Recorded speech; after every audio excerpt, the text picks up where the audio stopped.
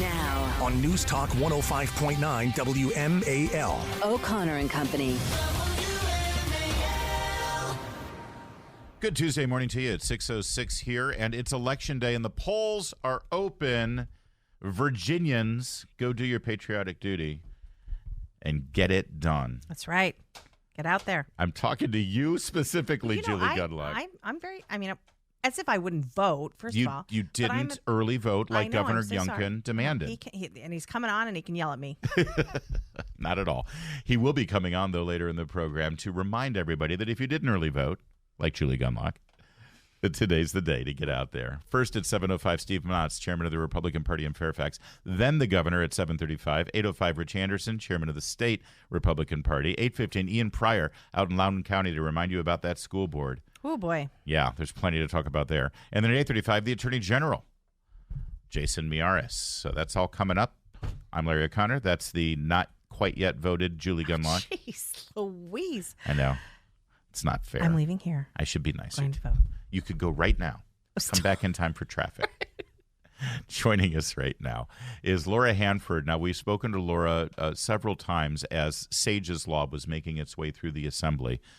And then, of course, it sadly was stopped. And that's what this election really is about, Laura. We're going to talk to a lot of politicians and elected officials, as you just heard. But today is about the people of Virginia and, most importantly, I think, parents. And I want you to sort of give us an update here on what happened and what you hope will happen should we grow the Republican majority in Richmond. Yeah, sure, Larry.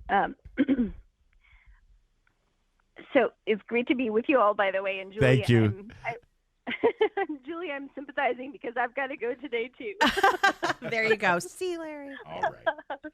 Yes, but thank you all for having me on. So, certainly the most important bill in my mind that I'm looking forward to, and there are so many, but the one that I'm really looking forward to seeing go through is Sage's Law. If we can just get a majority, and I know it's likely to be a squeaker, I hope not, but it just became so close last session, and and the reason we didn't is because every Democrat voted against it. Laura, give us a really quick summary of what Sage's Law is for those that aren't familiar. Yes, and Sage's Law was in response to just a nightmare ordeal that happened after a young girl named Sage was starting her high school in Appomattox and told her school that she was a boy. The school never bothered to ask about that and just said, okay, go use the boys' bathroom and we'll treat you as a boy. They didn't tell her parents. And that just precipitated a whole nightmare scenario of being assaulted in the boys' bathroom, then ending up running away in fear because she was being so terribly bullied. And then the nightmare happened that she was caught by predators and trafficked. And when she was found by the FBI in Maryland, a judge would not return her to her family because a rogue activist public defender, I think, in any case, a rogue defender claimed that she didn't want to go home and that she was being misgendered. So then that precipitated a further nightmare where she ran away and was caught again. So this poor young child. And so Sage's Law was Sage, if I can jump in because we are on limited clock. Sage's Law has a simple notion. Parents are not kept out of the equation. And if a child says something to a teacher or a counselor about something as sensitive as this, the parent is brought into it. And they can't withhold and keep this information from a parent. And obviously, if there are legitimate cases of abuse, then there's other laws that protect a child in that case. Yeah, and Laura, you've written really beautifully about Sage's Law and Sage's family, but also you talk about how the defeat of Sage's Law, which was really managed by Danica Rome, who's running in the Manassas area, but you talk about how some of the funding to defeat these initiatives, which are sort of parents' rights initiatives, come from California, come from these radical groups that are out of state. Tell us about that. Yes, and that's what my piece in the Fairfax Times is about this morning. And it's actually incredible to see how well orchestrated. I feel like we're on dial-up and they're on working on AI. Yeah. But we, because these measures, the Democrats here in Virginia are funded in huge measure by like-minded people like Scott Wiener out in Colorado, who's pretty much single-handedly responsible for destroying child protections out there. California, Scott Wiener in California. He is a radical Democrat who is. That's right. He participates in public. Well, it's dirty, gross stuff. Yeah, and you can't even describe it, but he's a friend of Danica Rome's and has been fundraising for Danica, and all this money. And then they also have there's a lot of funding coming from just a handful of billionaires that are driving the transgender industry, the transgender pharmaceuticals, and then they're the people that are donating to all the gender clinics, Lori, Boston. And there's 2 governors that are part of this sort of group. And there's actually a Mother Jones article that I linked to about what happened in Colorado. And a group of these funders are widely credited on both sides with turning Colorado from a state that had, focus on the family and was red to a state that's completely blue and is now a quote unquote sanctuary state for transgender kids and transgender care. And I started looking and I realized the same people are funding some of the most radical people that stood against our bill, against Sage's Law. And it's just this sort of, and also the people that are funding Gleason Spectrum, the people putting the model policy together, the model policies that were the basis for Northam and Fairfax. And that same crowd funded Carl Frisch, who was elected and who passed the policy. So there's this whole pipeline of money going from these radical places way outside of Virginia that are funding Danica Rome for state senate and also Carl Frisch for school board.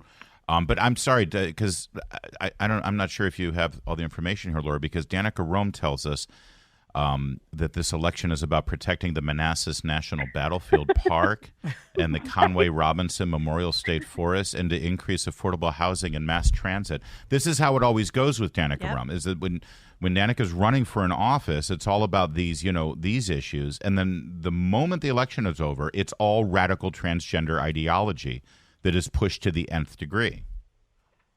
Yeah, that's right. I mean, it's either, it doesn't matter, and then it's all about identity. And it doesn't matter what she does or he does in his own time, but to decide that person or somebody like a Susanna Gibson or anybody else like that, who these people are funding too, anybody else like that is actually sort of fit to, because if you're going to stand against a bill that just basically says it's not abuse to call a kid or to raise a boy as a boy and a girl as a girl, and you should tell parents about your own child's mental health. That is a no-brainer to the vast majority of America, both parties. It's your own child. Danica Rome doesn't get to come in and tell you what to do about your child, because of what this person believes they are. That's irrelevant. So those are the kinds of questions that are going to get decided this coming session. And if we don't have a majority, then that's who's going to be deciding that you get to keep your kid or not. Laura Hanford, thank you for joining us. Thank you for being such a great advocate. We need more moms like you in Virginia. I think we have more moms like you. They just don't have the same courage to speak out because we've seen what the kind of backlash. But they keep their head down and they know what's right, and they're going to do what needs to be done today on Election Day. Laura Hanford, thank you so much for joining us. Thank you, Laura. WMAL. Making sense of the news. Live from the Home Paramount Pest Control Studios. Home Paramount, the leader in pest control since 1939. On the next Vince Coglianese Show, Congress prepares to subpoena the whole Biden family, and Senator Rand Paul joins us 3 o'clock here on WMAL.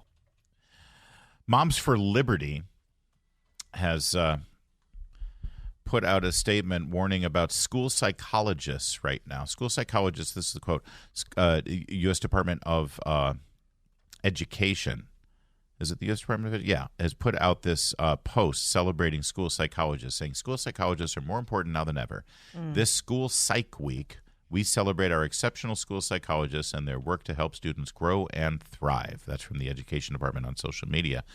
Moms for Liberty responded, though, and said, actually, you should send an email to your district superintendent, your school principal, and your child's teacher. Let them know you don't want your child meeting with a psychologist without your knowledge and consent. Let me break this down a little bit, because a couple years ago, and this was after COVID, when the schools were starting to reopen, all of the people who shut down the schools, the public schools sort of bureaucracy and the teachers unions and all those folks went, gosh, these kids seem to be suffering with some mental problems.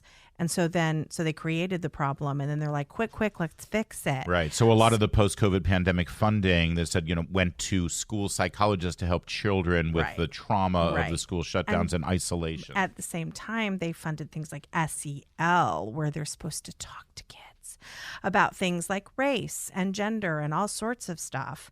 And guess who's in charge of a lot of that? The school psychologist and the school psychiatrist. And let me tell you, we just had Laura Hanford on. She has documented cases where parents are not told about their children's emotional well-being if they have mental issues or some sort of emotional crisis. Parents are not told. So the more psychiatrists that we put in these schools, the more secrets are going to be kept from parents. And your child going to a psychiatrist and talking about their emotional well-being, you're not going to be told. Yeah. There's a great write-up on this whole thing, actually, by who did this write-up? I want to make sure I cite the appropriate people here. This is from Washington Examiner. I'm guessing it's our own executive producer, Heather Hunter, who writes at Washington Examiner, because I just noticed it's a really great write-up. Heather reached out to various psychologists here, and listen to this quote. Andrew Hartz, a practicing clinical psychologist, founder of the Open Therapy Institute, said the American Psychological Association actually says that for kids who are questioning their gender identity, you should have therapy to discuss it. That's the official standard. Yes. But I think a lot of therapists are worried that if they push back or challenge or really do a tough exploration, because that's what therapy is. You probe, you ask questions, you delve into it. You ask, how's your body image? Right. How's your family And life? you start diving into Yes. other things that Other could be contribute. contributing to this. Yes. Or what's your social circle like? Do you have other people? Are you getting Are you social being pressure? pressured? Yes. I think a lot of therapists are worried that if they push back or challenge or really do a tough exploration with a kid, that they're going to get accused of being transphobic, or they're going to get sued, or they're going to get attacked. And it's hard to know. And there's plenty of clinics that are just doing rubber stamp stuff. And that's your child We know psychologist. that there is a whistleblower here in the United States who, by the way, is part of the LGBT community. This woman is actually married. She's a lesbian. She's married to a trans. I can't keep track. Anyway, the point is, she is a whistleblower for one of these clinics that is transitioning kids when they come in after an hour. Yeah, I think she's out of St. Louis or Kansas City. At St. Louis. Yeah. We know that in Europe, many of these gender clinics are being shut down because there are not sort of they're not doing the screening correctly. They're just giving these kids testosterone or any other drugs the minute they walk in. And I don't mean to be insulting or speak in generalities, but I'm going to. And I don't take it as an insult. But if you're a psychologist, a child psychologist, and you don't work at a clinic, and you don't have private practice, and you don't have work institutionally, and you work at a local elementary school or middle school, you're probably not at the top of the game. Okay, I'm sorry, but that's probably true. But we are entrusting these school employees with a psychology degree with something so incredibly fragile and so incredibly detrimental potentially if they get it wrong. And we're hanging our hat on this, that this child is now going to radically change their life and maybe have life-altering prescriptions because a school psychologist said, yeah, I think this is the way to go. Well, are you kidding me? Look, we have documentation. Without a parent's consent. But it's even, you can walk into a Planned Parenthood and get tea. Yeah. Okay. Or estrogen or whatever you want. Planned Parenthood this is all connected. So yes, I wish there were screening procedures. I wish there was more rigorous insight into what these kids are dealing with. But the bottom line is you can circumvent all of those processes through Planned Parenthood. Yeah. And a lot of these school psychiatrists will tell kids to circumvent the system. And post-COVID, the troops, the legion of child psychologists now who are being hired and empowered with all of this extra money. And yes, there are school board members who may think they're doing the right thing. Oh, you're right. The social trauma and the problem that children, and again, their heart might be in the right place. Sometimes I think their heart isn't in the right place. But if their heart is, it's like, yes, it's true. Our kids have been traumatized by you for these lockdowns and the isolation. So they said, well, we're going to bring in these child psychologists, and then they're going to exacerbate the situation. Parents, take back control of your children. You need to go and you need to talk to your principal and say, if my child sees the school psychiatrist, I want to know. I am to be notified. Yes. Immediately. In fact, beforehand. Yes. It's 6:23.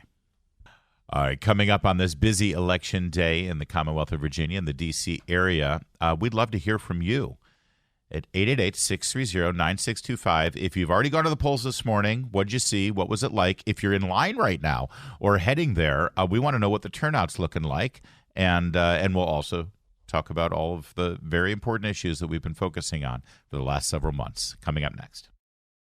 WMAL-FM Woodbridge, Washington, a Cumulus media station.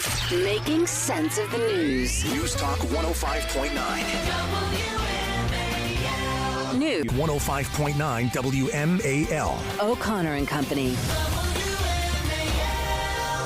It is 6:37 on O'Connor and Company on this election day in Virginia. It's time to hear from you.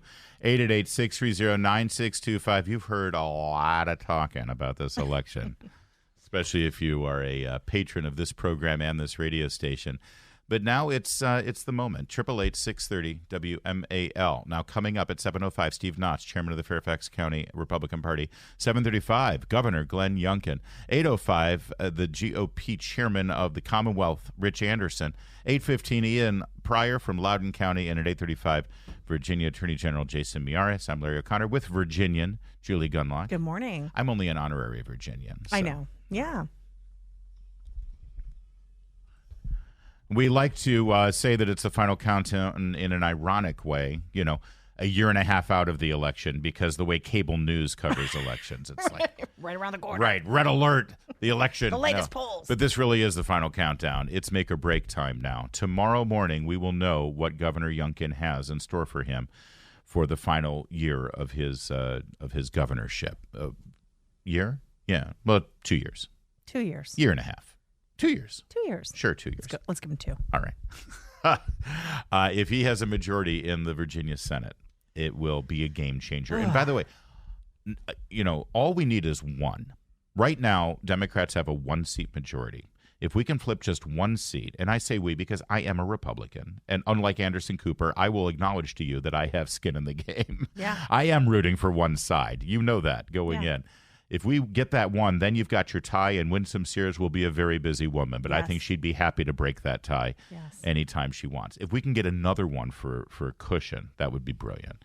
And if we can build that majority in the House of Delegates, not only will it be important to the men and women of Virginia, to the children of Virginia, but it's also, frankly, a huge victory for Glenn Youngkin personally. Because I don't remember a governor taking on this kind of challenge and making it so. Imagine if Larry Hogan had done this for the Republican Party in Maryland to try to grow that party. It's huge. And I also will say this election is about returning Virginia to sanity, to common sense, to things that just make sense.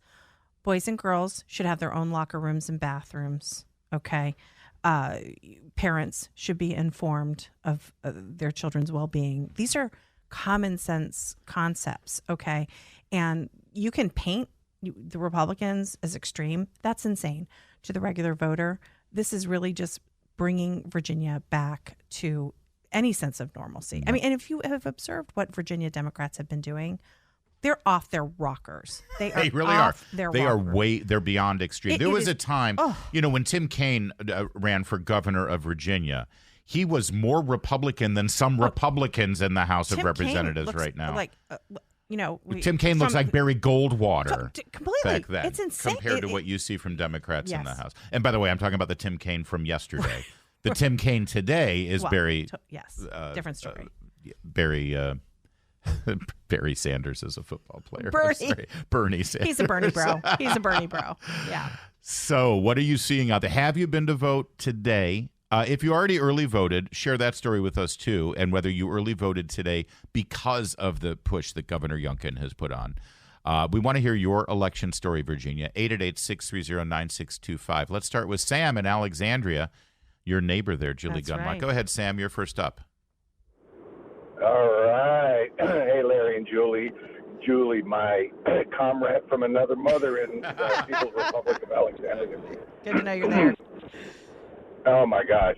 So my wife and I both did early voting, and one of the things that fortunately that we found out, because normally I just bypass all the booths and go straight in, get my ballot.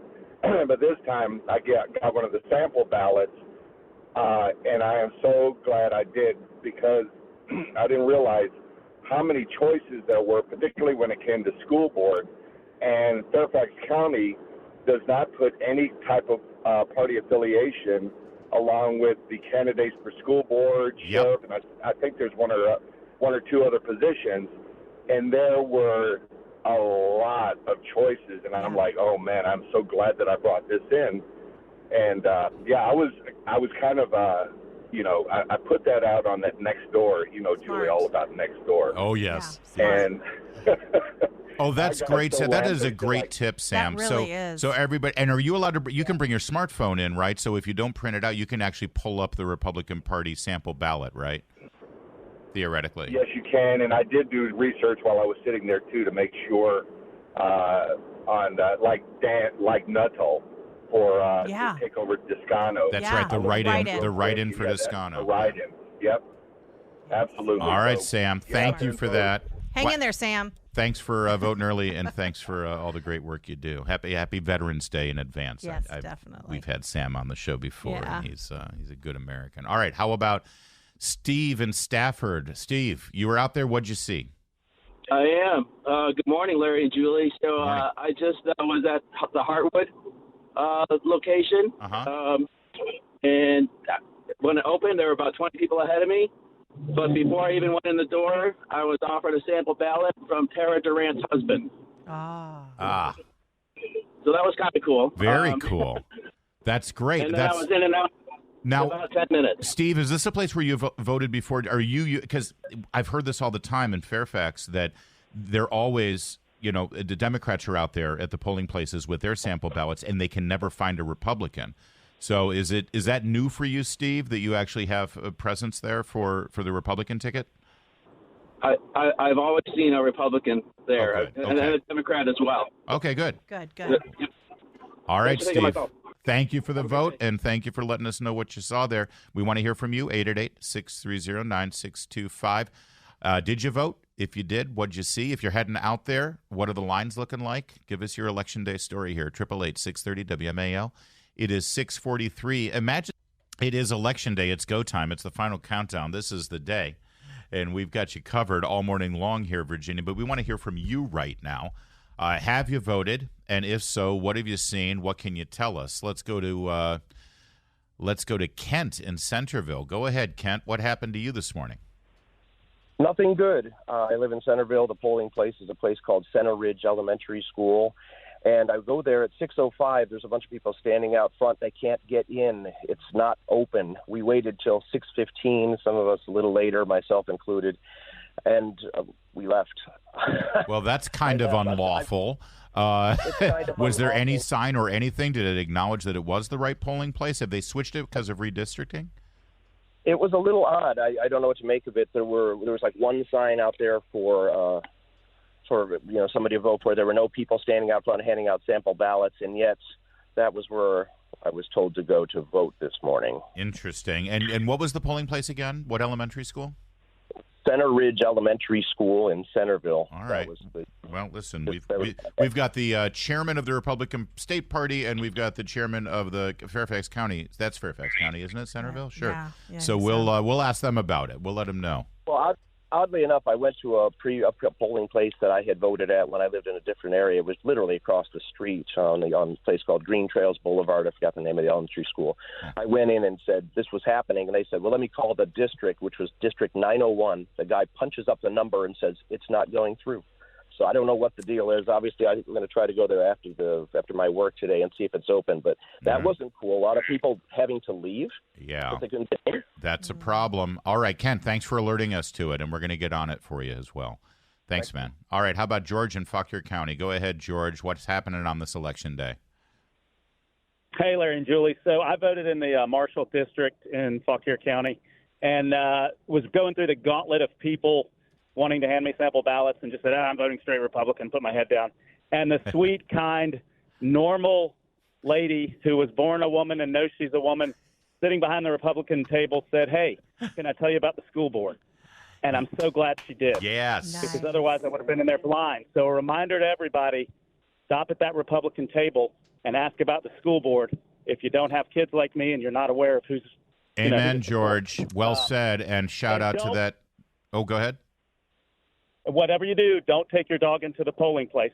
Chances are your dog's a Democrat. They don't have a job. They live off of someone who works very hard. They get 3 squares a day. You don't want to go and take them in there to vote because they might let them. And they poop anywhere. That's right. Honestly, and sometimes eat their own that's feces. Exactly right. They're San Francisco Democrats. Thanks, George. I love our callers so much. WML Nation is the best. But that is a constant theme here, and we've been trying to say this for the last week or so.